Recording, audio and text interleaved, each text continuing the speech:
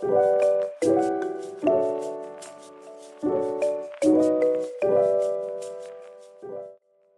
Assalamualaikum warahmatullahi wabarakatuh. Perkenalkan, nama saya Muhammad Nazif dengan NIM akhir 035.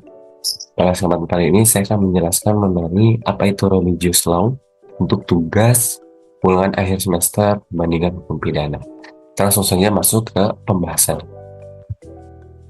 Oke, baik, di sini religious law itu yang kita tahu adalah hukum agama dalam bahasa Indonesia, itu hukum agama.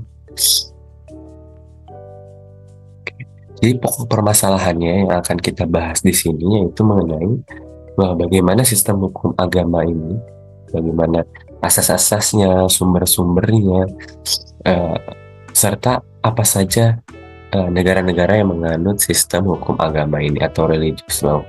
Yang kedua, bisakah hukum agama diterapkan di Indonesia begitu?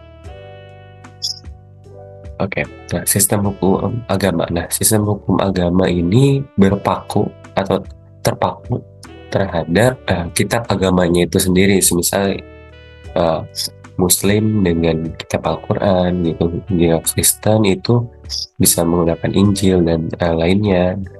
Kalau di Islam sini selain kitab agama seperti Al-Quran ada syariah Islam, terus ada halakah dalam Yudaisme dan hukum canon dalam Kristen. Ya, selanjutnya 3 prinsip dasar religious law system. Nah, yang pertama itu berdasarkan ketuhanan. Tentunya prinsip berdasarkan ketuhanan ini melekat terhadap hukum agama itu sendiri, karena hukum agama pasti melekat kepada Tuhannya. Nah, kita ada hukum mengacu pada kode etik dan moral yang diajarkan oleh ajaran atau tradisi agama. Ini bisa dikatakan kalau di hukum nasional itu seperti hukum adat begitu ya. Di agama itu sendiri memang ajarannya memang terdahulunya bagaimana, nah itu akan diterapkan di negaranya. Jadi sesuai dengan ajaran agamanya masing-masing itu akan diterapkan. Selanjutnya ada suatu sistem di mana hukum agama mengatur perkawinan, perceraian, hubungan keluarga, dan mungkin harta benda keluarga. Sedangkan pengadilan negara menangani sengketa hukum publik dan komersial. Ya, untuk religious law ini atau hukum agama ini, tentunya contohnya di Indonesia saja ada namanya pengadilan agama. Nah, di situ di pengadilan agama itu mengurus tentang perceraian, perkawinan juga ada di KUA, serta ada warisan seperti itu. Dan itu sesuai dengan metode Islam. Karena namanya juga pengadilan agama begitu ya, karena mayoritas di Indonesia adalah Muslim, maka ada pengadilan agama khusus Muslim-Muslim yang misalkan ingin bercerai dengan sesuai dengan syariat Islam, pembagian harta warisan pun bisa menggunakan syariat Islam. Di selanjutnya ada negara-negara penganut hukum Islam. Dan negara-negara penganut hukum Islam ini rata-rata ada di Timur Tengah. Contohnya Arab Saudi, Brunei Darussalam, Afghanistan, Sudan, Pakistan, Nigeria, dan Qatar. Berbeda dengan Brunei ya, Brunei itu memang masih Asia Tenggara, berkerabatan dengan kita. Nah, di Arab Saudi ini tentunya yang kita tahu ya pasti hukum Islamnya sangat melekat, masih ada hukum kisos, masih ada cambuk, rajam tidak yang cambuk, dan segala macam lain tentang Islam. Nah, selanjutnya Brunei Darussalam ini memang dari pemerintahnya sendiri menekankan dan memakai hukum Islam begitu. Makanya Brunei ini di Asia Tenggara ini kuat karena mereka sendiri ya yang menganut hukum Islam itu sendiri. Nah, selanjutnya sumber hukum Islam. Nah, sumber hukum utamanya tentunya pasti Al-Quran dan hadis. Nah, dan turunannya itu syariah dan fikih. Yang baik, selanjutnya ada asas sistem hukum Islam. Nah, menurut M. Tahir Azhari dalam Muwantu tahun 2015, sistem hukum Islam memiliki prinsip atau asas sebagai berikut. Yang pertama, prinsip kekuasaan sebagai amanah. Kekuasaan itu amanah Allah SWT. Manusia yang menerima amanah dituntut harus jujur dalam mengamalkan amanah dengan baik. Tidak boleh menyelewengkan amanah itu untuk tujuan lain. Kedua, prinsip musyawarah. Nah, segala urusan harus terlebih dahulu dimusyawarahkan tak boleh diputuskan sendiri yang notabene dapat menjurus pada sifat absolutisme kecuali dalam keadaan sangat mendesak, walaupun harus dilakukan dengan sangat hati-hati. Oleh karenanya harus ditetapkan kriteria-kriterianya. Lalu ada prinsip keadilan. Manusia yang diberi amanah harus bertindak adil, berpihak pada kebenaran dan keadilan, bukan berpihak pada hawa nafsu yang tendensi bertindak arbiter, pilih kasih, baik lantaran faktor agama, ras, suku, nasab, dan faktor kebangsaan. Ya, selanjutnya ada prinsip persamaan, ya, equality before the law. Semua manusia adalah egaliter, maka dari itu harus diperlakukan sama dan tidak boleh mengutamakan suatu golongan. Semua manusia mempunyai hak yang sama. Yang kedua, prinsip pengakuan dan proteksi terhadap hak asasi manusia. Manusia berhak untuk hidup bebas dari segala macam paksaan termasuk masalah agama atau keyakinan. Yang ketiga, prinsip peradilan bebas. Hakim harus memutus perkara dengan adil, tidak dapat dipengaruhi oleh kekuasaan lain. Tak boleh memutus perkara di bawah tekanan, sehingga mempengaruhi hakim dalam memberikan putusan yang adil. Selanjutnya ada prinsip perdamaian, melakukan relasi kerjasama dengan negara-negara lain yang dijalin atas dasar prinsip perdamaian. Sikap bermusuhan dan perang hanya merupakan suatu tindakan. Yang kedua, prinsip kesejahteraan. Nah, untuk menguatkan keadilan ini dalam segala bidang menuju masyarakat adil dan makmur, bagi seluruh masyarakat atau rakyat, sesungguhnya pada harta orang kaya terdapat hak yang dimiliki oleh para fakir miskin. Yang ketiga, prinsip kerakyatan, mengatur hubungan antara pemerintah dengan rakyat. Perbedaan dengan civil law. Nah, kita di Indonesia sendiri kan menganut sistem hukum civil law, ya. Nah, secara mendasar civil law lebih mengedepankan hukum tertulis yang merupakan warisan tradisi Romawi. Sementara hukum Islam lebih mengedepankan nilai-nilai moral keagamaan yang bersumber dari wahyu sebagai fondasi dalam berhukum.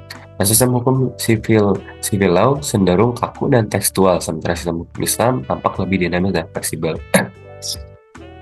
Dan tentunya kenapa Indonesia ini tidak menganut hukum Islam, ya? Padahal di Indonesia sendiri mayoritas penganut agamanya merupakan agama Islam gitu, ya. Masyarakatnya Muslim semua hampir. Ada beberapa perdebatan tentunya mengapa Indonesia tidak menganut sistem hukum agama. Yang pertama tentunya beberapa hukuman yang diberikan yang diatur dalam hukum Islam ini ada yang bertentangan dengan hak asasi manusia. Contohnya saja rajam. Rajam itu dia akan dimasukkan ke dalam tanah dan dilempari oleh batu oleh masyarakat. Terus ada pula hukuman cambuk. Hukuman cambuk ini kan melanggar hak asasi manusia karena disiksa begitu. Makanya hal itulah yang menyebabkan Indonesia tidak menganut, salah satu ya, tidak menganut hukum Islam. Dan ada pula kisos. Kisos itu jika kita misalkan memang seorang itu menyakiti kita, memotong tangan seperti itu, kita harus balik dengan memotong tangan si pelaku. Jadi harus timpal. Memang secara logika itu, secara hukum itu memang bertentangan dengan hak asasi manusia. Tapi harus kita mempelajari lagi bahwasannya pada zaman Rasulullah hukum itu berlaku dan itu membuat efek jera. Jadi menurut saya kita memberikan hukuman yang fatal begitu, yang sekali dilakukan itu bikin orang-orang tidak ingin melakukan kejahatan tersebut.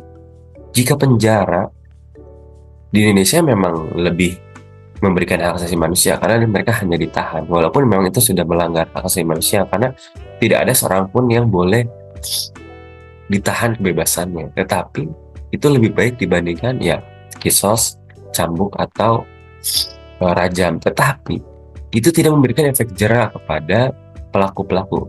Buktinya masih banyak residivis kejahatan-kejahatan pembunuhan, pencabulan segala macamnya, zina, tetap melakukan kejahatannya setelah dia keluar dari penjara. Tetapi kalau misalkan kita menggunakan hukum Islam dalam tindak pidana, itu pasti memberikan efek jera terhadap pelakunya. Mengapa? Karena hukumannya itu setimpal dan membuat malu mereka. Mereka tidak akan ingin lagi, dan orang-orang yang terlibat dalam misalnya rajam, orang yang melemparnya misalkan, Itu kan masyarakat biasa. Mereka juga berpikir gimana kalau misalkan saya ada di posisi yang dirajam. Mereka juga malu kalau digituin, makanya mereka tidak akan melakukan kegiatan tersebut. Tapi balik lagi, itu sebuah pilihan negara, memang mereka ingin menganut sistem hukum Islam atau tidak. Tapi di Indonesia sendiri, dengan menganut civil law itu pasti akan memberikan hak asasi manusia lebih tinggi lah kepada masyarakatnya. Tapi menurut saya, mungkin bisa saja Indonesia ini menganut hukum Islam, tetapi pasti itu akan banyak perdebatan karena tidak semua masyarakat di Indonesia ini itu agamanya Islam gitu. Walaupun memang kita lebih banyak mayoritas Islam, misalkan di Brunei, Arab Saudi, Qatar, pasti ada juga yang misalkan non Muslim, tapi dia harus tetap mengikuti aturan di sana.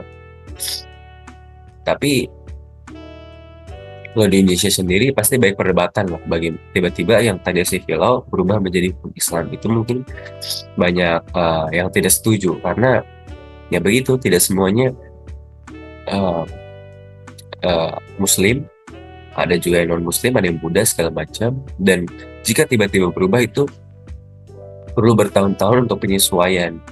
Dan sistem hukum sipil lah yang undang-undangnya udah banyak banget, tiba-tiba berubah dengan hukum Islam yang harus berpatokan dengan uh, Al-Quran dan hadis, itu pasti akan banyak sekali itu perbedaannya. Apalagi sekarang dengan perkembangan zaman teknologi, pasti banyak juga kejahatan-kejahatan yang baru dan yang tidak diatur dalam Al-Quran dan hadis, seperti cybercrime. Itu kan tidak diatur. Red phishing, teknologi itu tidak diatur. Jadi kita harus berpatokan terhadap hukum Islam atau hadis atau Al-Quran, tidak bisa.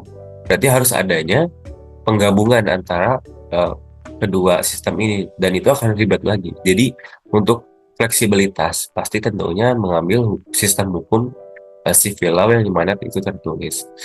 Mungkin itu saja penjelasan dari saya, kurang lebihnya mohon maaf. Wassalamualaikum warahmatullahi wabarakatuh.